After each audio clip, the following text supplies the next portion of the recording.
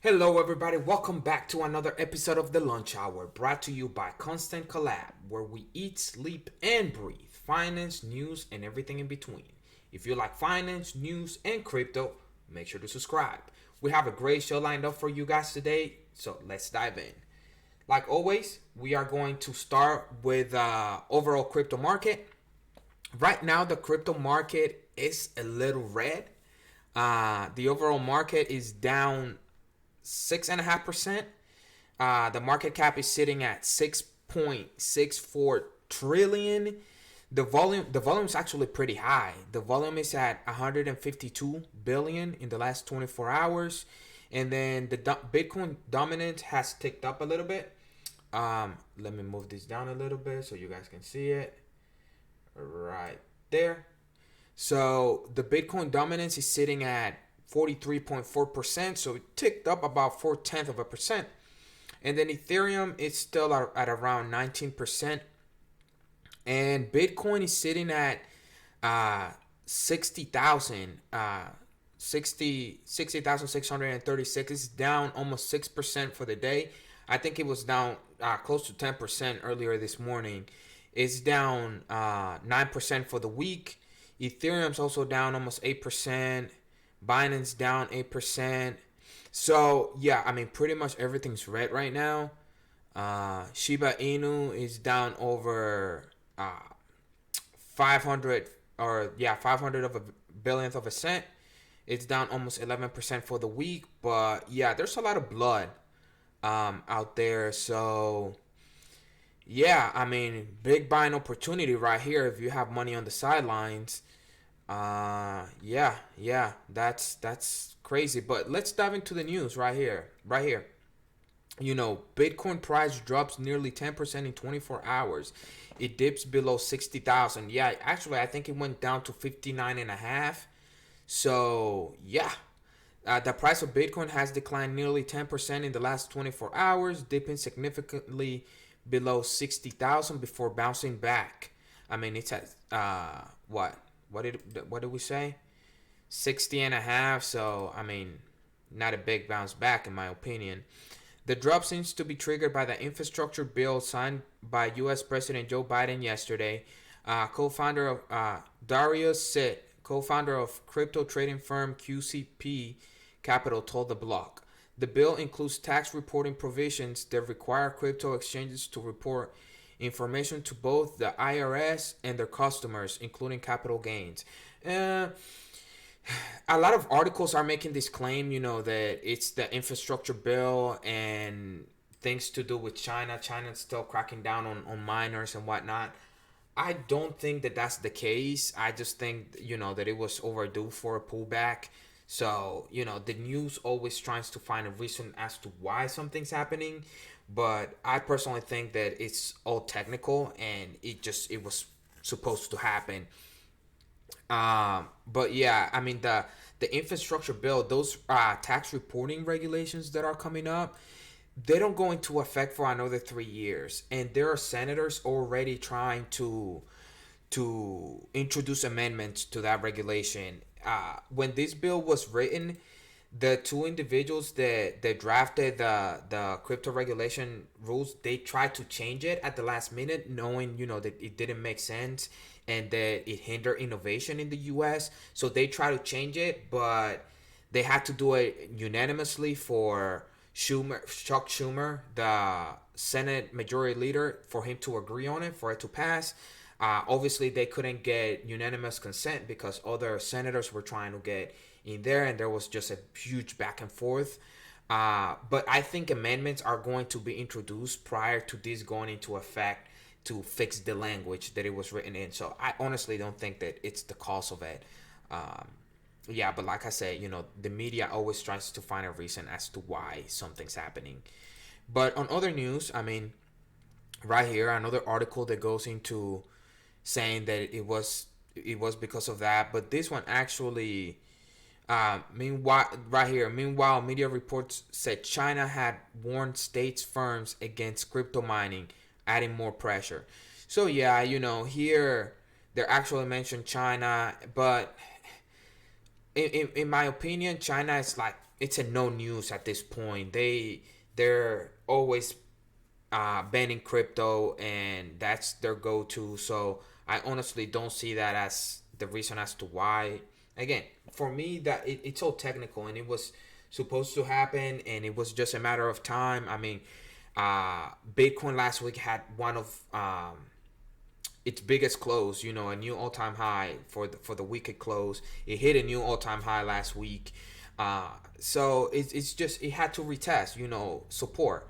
So that's what's happening here. Bitcoin falls as China takes aim once again at extremely harmful crypto mining. Uh, CNN Hong Kong.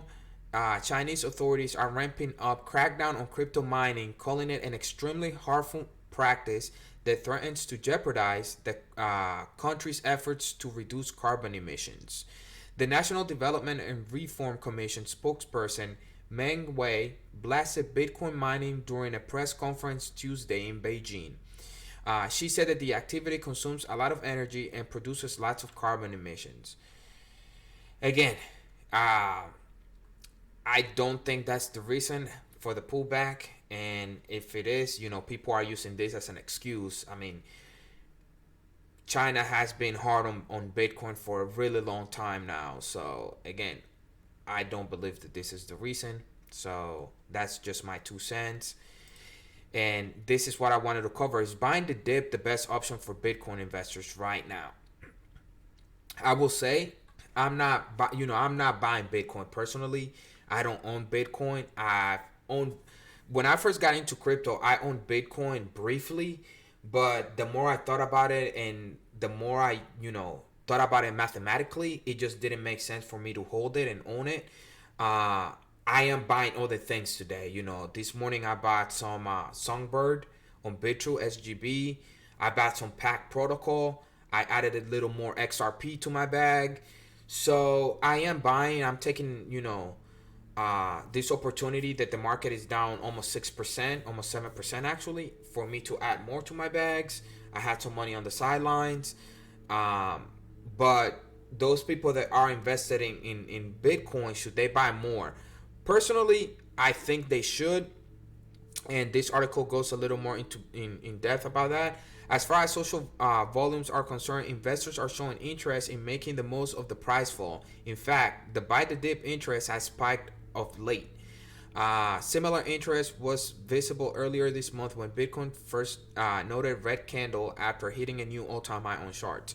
And yesterday, I actually talked about dollar cost averaging your way into any project. And personally, I think that's the best way. You see a big red day where any token that you like is down, 5, 10, 15%.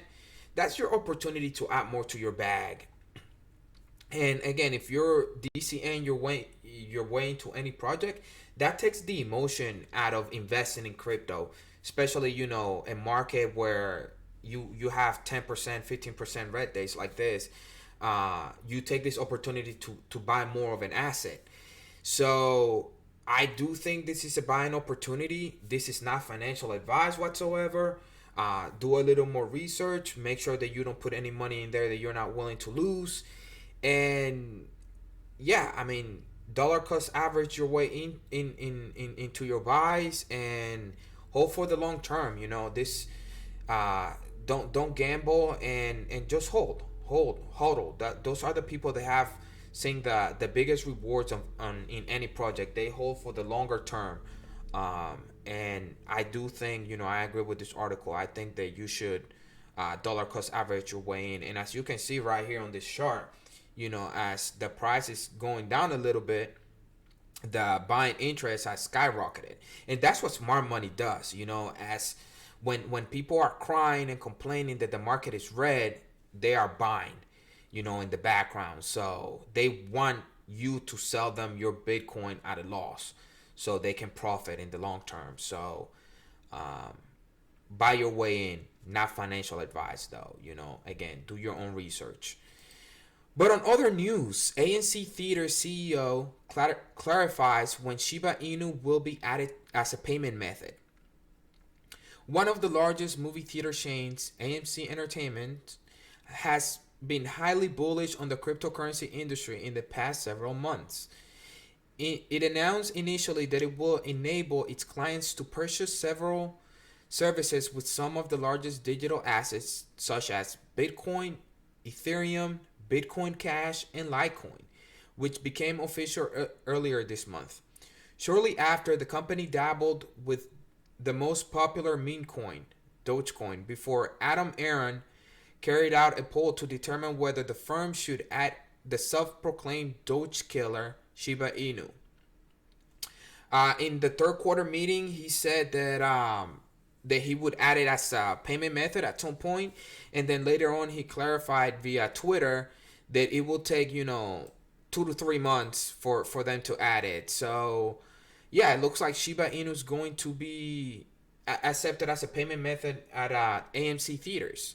That's great for adoption for Shiba Inu and the Shiba army. They should be proud of themselves for signing petitions and being active on Twitter and demanding what they want. So I can't be mad at that. I can't be mad at that at all. But moving on, Marathon Digital shares plunged 27% amid SEC crackdown. Marathon Digital, that's a mining company. So Mara is down 27% in the last 24 hours. Since Marathon is primarily a Bitcoin miner, the recent bull run in the crypto market had a positive effect on the company's stock. In the past month alone, the miner stock Mara went up 40%. However, the last 24 hours have seen the shares plunge a massive 27%. In a recent filing, Marathon revealed that it had received a subpoena from the SEC demanding it and some of its executives present all relevant documents and communications related to its Hardin, Montana data facility actually. Marathon's Hardin data center project. In October of last year, Marathon partnered with multiple parties, including Beowulf Energy, to design and build a 100 megawatts data center in the small northern town of Hardin, Montana. During the period, the company announced a joint venture with Beowulf for the Hardin data center, a deal that saw the latter become an equity shareholder of Marathon. Additionally, as a part of the deal, the Bitcoin miner issued about 6 million restricted Marathon common shares. So they're just trying to figure out, if Marathon Digital broke securities laws. So they're just doing an investigation. I don't think it's a big deal. If they did, they'll probably get fined, and it will probably end up being a slap on the wrist. I don't think it's anything crazy. But yeah, a lot of people, they're like, oh, why are they going after Bitcoin mining company, this and that. But yeah, it seems that there might have been some sketchy stuff here with this partnership with Beowulf Energy. So they're just investigating it. They're actually trying to do their job. I can't, I'm not mad at the SEC for this. So they're just doing their job. And then the Bank of England governor warns of crypto instability. Marks it as a threat. This is BS. I'm so tired of I don't know, this narrative. But the Bank of England's Deputy Governor, Sir John Conlife, has reinstated the traditionally conservative stance towards the decentralized sphere, claiming that crypto is becoming a greater threat to the global financial stability with each passing day, given the impeccably rapid growth of the industry. Again, I think this is BS, and I was having a conversation this morning. Crypto fluctuates, hundreds of billions of dollars every week, whether it's up or down, and there's yet to be a financial crisis. In '08, a $80 billion bank went under, and it literally started a chain of defaults, and people are like, oh, it's the end of the world. The financial system as we know is gonna collapse. But there's yet for that to happen with crypto.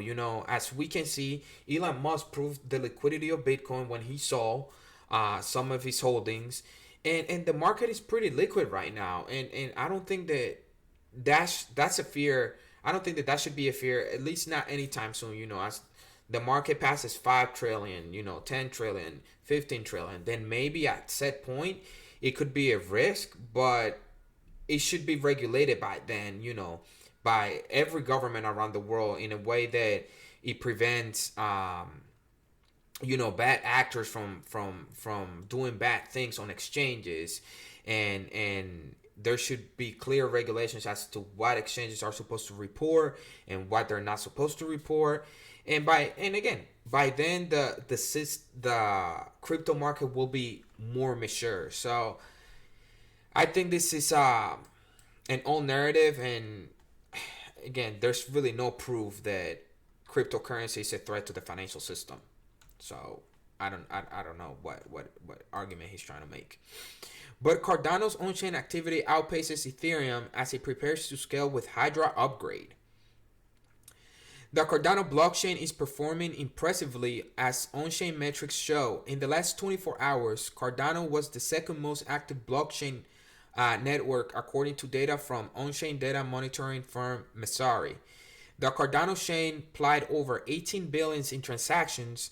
The figure puts it second only to Bitcoin. We saw around 21 billion in transactions in the same time frame. As you can see right there, Cardano's number 2, double the transaction volume of Ethereum.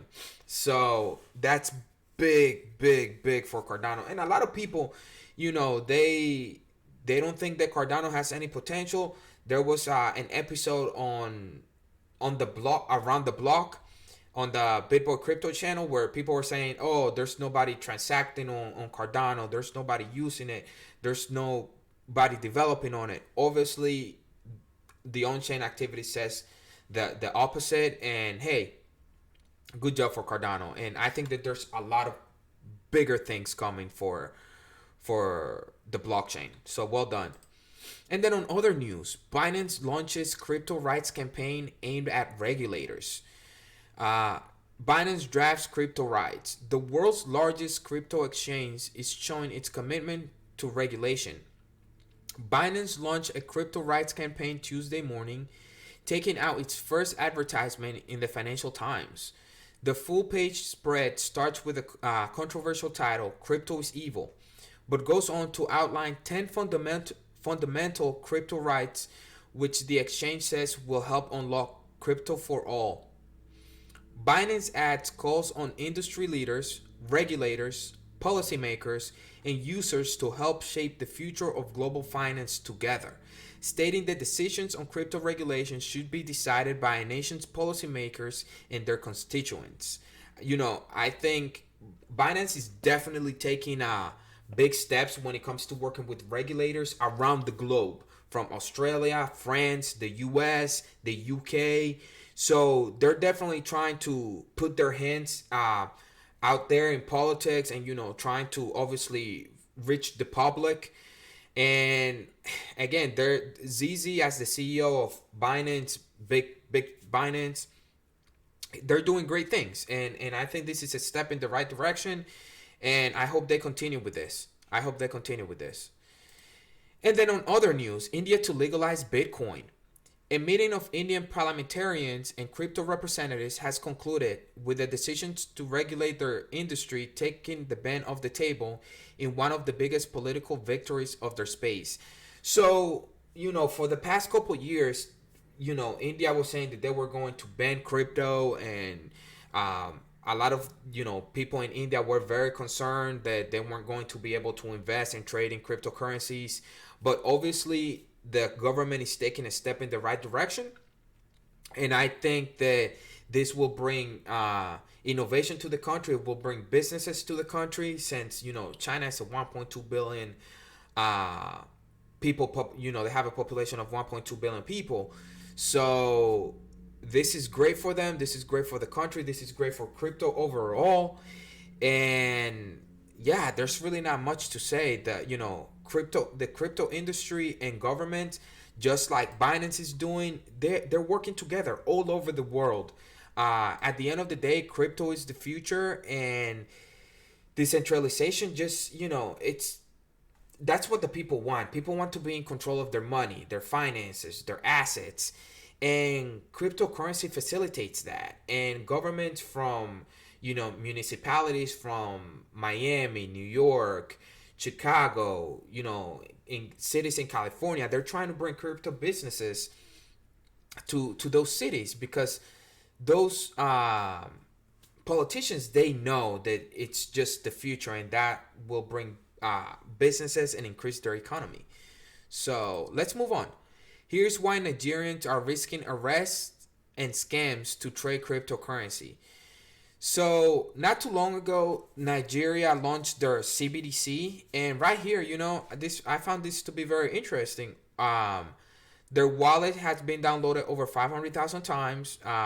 78,000 merchants and from 160 countries have also enrolled in the CBDC. And a total of 155,000 worth of Inaris has been transacted since the launch. I don't think that's that much, honestly. But at the end of the day, and I've talked about it this multiple times concerning this Nigerian CBDC, at the end of the day, their inflation is at 16%. Nobody's going to want to hold that fiat currency because inflation is way too high.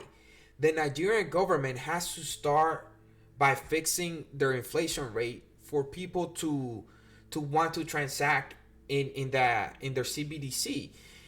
People are, as the title implies, they're risking their money and arrest to trade cryptocurrencies because the Inari is just, inflation is way too high and they lose money every single day. Who wants to hold an asset that loses money every single day? Nobody. And so what the Nigerian government needs to do, they need to set regulations to protect investors that are putting money in cryptocurrencies. They can fix their inflation rate by bringing more businesses into the country and then taxing said businesses. But instead, they want to ban cryptocurrency, and their population is losing their money through scams and going to jail because they know that it's better to trade Bitcoin and other altcoins. So that makes no sense to me. Let the people trade, make it safe for the people to trade, and then try to fix your inflation. But don't force the people into an asset that loses money every single day. That's not the right thing to do. And obviously the population knows that. And then veteran trader Peter Brand quits crypto Twitter after 53,000 Bitcoin prediction. I'm not going to go in depth about this, but apparently Peter Brand, put out a tweet saying that Bitcoin was going to go down, or that he was hoping to buy Bitcoin at 53,000. And a lot of people on Twitter thought that he was, making a prediction that Bitcoin was going to dump all the way down there. But he said that, he wasn't trying to short Bitcoin or anything like that. But apparently he got a lot of negative comments on it. And then he said that, right here, shortly after, Brand has posted a tweet saying that he will take a break from cryptocurrency market and focus on traditional markets like commodities and equities, since the communities around them, according to Brand, are more adult.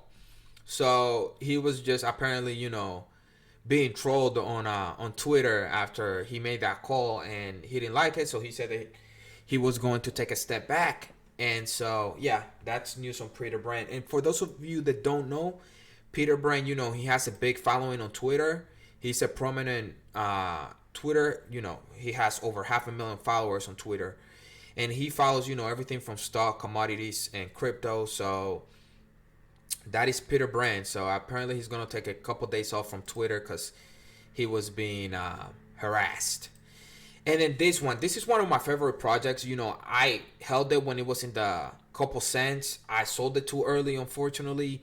I just didn't know that much about exchange tokens, and I'm adding it to my list of projects that I'm going to accumulate during the bear market. And so, but Nexo will be buying back a record 100 million Nexo tokens in the new program. Nexo hits the market with a record-breaking announcement. The platform plans to dedicate $100 million worth of capital to buying its token. The token trades on the open market, and these moves should help to both boost the value of the token and reward Nexo users with better liquidity. Additionally, those people that hold Nexo on the Nexo wallet, they get a dividend, a quarterly dividend from from interest and accumulated from the app and the loans and Nexo. So the Nexo wallet is used for like lending, and additionally they added like a trade feature on the wallet.